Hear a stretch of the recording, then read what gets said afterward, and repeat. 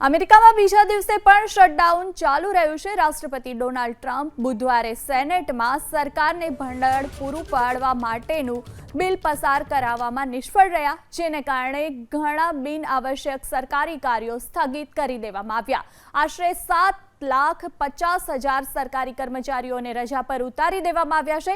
આમાંથી 3 લાખ કર્મચારીઓની નોકરી પર પણ સંકટ સર્જાયું છે। બુધવારે મોડી રાત્રે સેનેટમાં 2 ફંડિંગ બિલ પર મતદાન થયું। પ્રથમ મતદાન ડેમોક્રેટ્સ ભંડોળ બિલ પર થયું હતું, જેમાં તેમની હેલ્થકેર માંગણીઓનો સમાવેશ થતો હતો।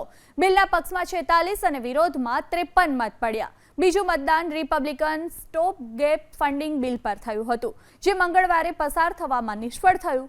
બિલના પક્ષમાં 55 અને વિરોધમાં 45 મત મળ્યા, જેને પસાર થવા માટે 60 મતોની જરૂર હતી।